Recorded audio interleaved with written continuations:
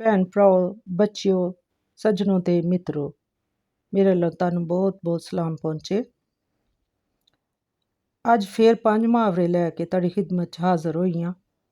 ਅੱਜ ਕੱਲ੍ਹ ਦੀ ਤੇਜ਼ ਰਫ਼ਤਾਰ ਜ਼ਿੰਦਗੀ ਤੇ ਅੰਗਰੇਜ਼ੀ ਮਿਕਸ ਬੋਲਚਾਲ ਦੀ ਵਜ੍ਹਾ ਤੋਂ ਸਾਡੇ ਅਖਾਣ ਤੇ ਮੁਹਾਵਰੇ ਆਹਿਸਤਾ ਆਹਿਸਤਾ ਬੋਲਚਾਲ ਵਿੱਚੋਂ ਨਿਕਲਦੇ ਜਾ ਰਹੇ ਨੇ, ਕਿਉਂਕਿ ਨਵੀਂ ਨਸਲ ਨੂੰ ਇਹ ਪੁਰਾਣੇ ਲੱਗਦੇ ਨੇ ਤੇ ਉਹ ਮੀਮਸ ਤੇ ਸ਼ਾਰਟ ਜੁਮਲੇ ਵਰਤਦੇ ਨੇ। ਹਾਲਾਂਕਿ ਇਹਨਾਂ ਮੁਹਾਵਰਿਆਂ ਵਿੱਚ ਸਾਡੇ ਵਡੇਰਿਆਂ ਦਾ ਸਾਰਾ ਤਜਰਬਾ, ਅਕਲ ਤੇ ਮਜ਼ਾਜ ਛੁਪਿਆ ਹੋਇਆ ਸੀ।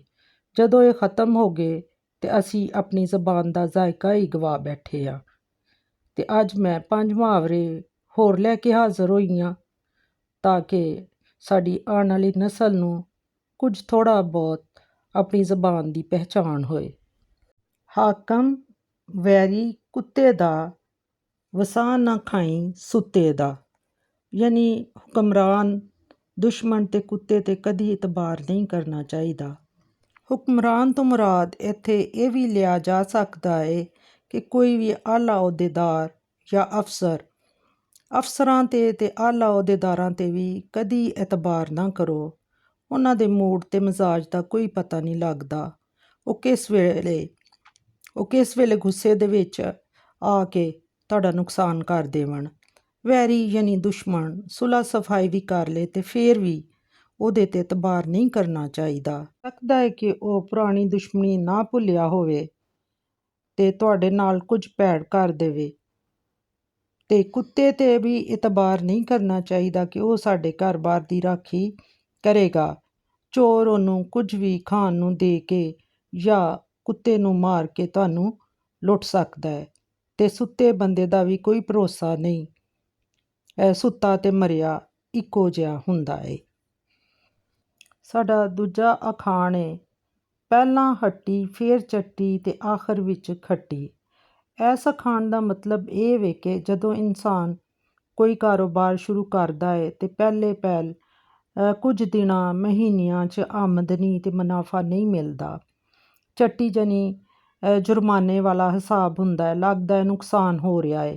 ਅਗਰ ਸਬਰ ਕੀਤਾ ਜਾਵੇ ਤੇ ਖੱਟੀ ਯਾਨੀ ਕਮਾਈ ਆਉਣੀ ਸ਼ੁਰੂ ਹੋ ਜਾਂਦੀ ਏ। ਕਾਰੋਬਾਰ ਸਬਰ ਤੇ ਮਿਹਨਤ ਮੰਗਦਾ ਏ।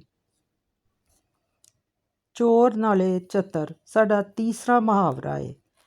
ਇਸ ਮੁਹਾਵਰੇ ਵਿੱਚ ਉਸ ਬੰਦੇ ਦਾ ਜ਼ਿਕਰ ਹੈ ਕਿ ਜਿਹੜਾ ਇੱਕ ਤੇ ਭੈੜਾ ਤੇ ਗਲਤ ਕੰਮ ਕਰਦਾ ਏ ਤੇ ਉੱਤੋਂ ਬਕਵਾਸ ਵੀ ਕਰਦਾ ਏ।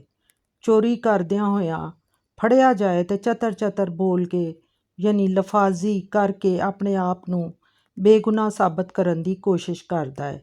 ਤੇ ਇਹੋ ਜਿਹੇ ਬੰਦੇ ਲਈ ਬੋਲਿਆ ਜਾਂਦਾ ਹੈ ਕਿ ਇੱਕ ਤੇ ਚੋਰੀ ਕਰਦਾ ਹੈ ਤੇ ਉੱਤੋਂ ਬਕਵਾਸ ਕਰਕੇ ਚਤਰ ਬੋਲ ਕੇ ਆਪਣੇ ਆਪ ਨੂੰ ਬੇਗੁਨਾਹ ਵੀ ਸਾਬਤ ਕਰਦਾ ਹੈ। ਉਰਦੂ ਵਿੱਚ ਇਹਦੀ ਮੁਨਾਸਬਤ ਨਾਲ ਇੱਕ ਹੋਰ ਮੁਹਾਵਰਾ ਇਸਤੇਮਾਲ ਹੁੰਦਾ ਹੈ, ਇੱਕ ਚੋਰ ਉੱਪਰ ਸੇ ਸੀਨਾ ਜ਼ੋਰ। ਧੀਆਂ ਰਾਣੀਆਂ ਕਿੰਨਾਂ ਜੰਮੀਆਂ ਕਿੰਨਾਂ ਨੇ ਲੈ ਜਾਣੀਆਂ। ਇਸ ਅਖਾਣ ਦਾ ਬੜਾ ਹੀ ਜਜ਼ਬਾਤੀ ਪਸ ਮੰਜ਼ਰ ਏ ਕਿ ਮਾਂ ਪਿਓ ਬੜੇ ਲਾਡਾਂ ਨਾਲ ਆਪਣੀਆਂ ਬੇਟੀਆਂ ਨੂੰ ਰਾਣੀਆਂ ਵਾਂਗੂ, ਸ਼ਹਿਜ਼ਾਦੀਆਂ ਵਾਂਗੂ ਪਾਲਦੇ ਨੇ, ਪਰ ਜਦੋਂ ਉਹ ਸ਼ਹਿਜ਼ਾਦੀਆਂ ਜਵਾਨ ਹੋ ਜਾਣ ਤੇ ਆਪਣੇ ਕਲੇਜੇ ਦਾ ਟੁਕੜਾ ਵਿਆਹ ਕੇ ਕਿਸੇ ਹੋਰ ਦੇ ਹਵਾਲੇ ਕਰਨਾ ਪੈਂਦਾ ਏ। ਰੱਬ ਸੋਹਣਾ ਕੁੱਲ ਜਹਾਨ ਦੀਆਂ ਧੀਆਂ ਰਾਣੀਆਂ ਦੇ ਨਸੀਬ ਚੰਗੇ ਕਰੇ, ਆਮੀਨ। ਸਾਡਾ ਆਖਰੀ ਮੁਹਾਵਰਾ, ਚਿੱਟਾ ਚਾਟਾ ਤੇ ਆਟਾ ਖਰਾਬ, ਬੜਾ ਹੀ ਦਿਲਚਸਪ ਏ। ਅਸੀਂ ਪਿਛਲੇ ਅਖਾਣ 'ਚ ਬੜੇ ਜਜ਼ਬਾਤੀ ਹੋ ਗਏ ਸਾਂ ਤੇ ਉਹ ਮੂਡ ਨੂੰ ਚੰਗਾ ਕਰਨ ਲਈ ਸਾਡਾ ਅਗਲਾ ਮੁਹਾਵਰਾ ਕਾਫੀ ਦਿਲਚਸਪ ਏ। ਚਿੱਟਾ ਚਾਟਾ ਤੇ ਆਟਾ ਖਰਾਬ, ਇਹ ਉਹ ਮੁਹਾਵਰਾ ਏ ਜਿਹੜਾ ਉਸ ਔਰਤ ਜਾਂ ਮਰਦ ਵਾਸਤੇ ਇਸਤੇਮਾਲ ਹੁੰਦਾ ਹੈ ਜਿਹੜਾ ਵੱਡੀ ਉਮਰ ਵਿੱਚ ਜਾ ਕੇ ਵੀ ਆਪਣੀ ਇੱਜ਼ਤ ਰੋਲਦਾ ਫਿਰਦਾ ਏ। ਜਦੋਂ ਉਹਨੂੰ ਦਾਨੀਆਂ ਤੇ ਸੰਜੀਦਾ ਗੱਲਾਂ ਤੇ ਹਰਕਤਾਂ ਕਰਨੀਆਂ ਚਾਹੀਦੀਆਂ ਨੇ, ਉਹ ਕੁੜੀਆਂ ਮੁੰਡਿਆਂ ਵਾਂਗ ਛਛੋਰੀਆਂ ਹਰਕਤਾਂ ਕਰਦੇ ਫਿਰਨ ਤੇ ਬੇਇੱਜ਼ਤ ਹੁੰਦੇ ਰਹਿਣ। ਤੇ ਉਦੋਂ ਉਸ ਮਰਦ ਜਾਂ ਔਰਤ ਵਾਸਤੇ ਇਹ ਅਖਾਣ ਇਸਤੇਮਾਲ ਕਰਦੇ ਨੇ ਉਹਦੀਆਂ ਹਰਕਤਾਂ ਵੇਖ ਕੇ, ਉਹਦਾ ਛਛੋਰਾਪਨ ਵੇਖ ਕੇ ਕਿ ਇਹ ਔਰਤ ਜਾਂ ਮਰਦ ਜਾਂ ਬੁੱਢੀ ਬੰਦੇ ਦੀ ਤੇ ਬੁੱਢਾ ਹੋ ਗਿਆ ਹੈ, ਇਹਦਾ ਚਿੱਟਾ ਝਾਟਾ ਹੈ ਤੇ ਆਟਾ ਖਰਾਬ ਹੈ, ਕਿ ਮਤਲਬ ਬੁਢਾਪੇ ਵਿੱਚ ਵੀ ਗਲਤ ਸਲਤ ਤੇ ਛਛੋਰੀਆਂ ਹਰਕਤਾਂ ਕਰਦਾ ਫਿਰਦਾ ਹੈ। ਸੋ ਮੇਰੇ ਅਜ਼ੀਜ਼ੋ, ਇਹ ਸਨ ਅੱਜ ਦੇ ਅਖਾਣ ਤੇ ਮੁਹਾਵਰੇ।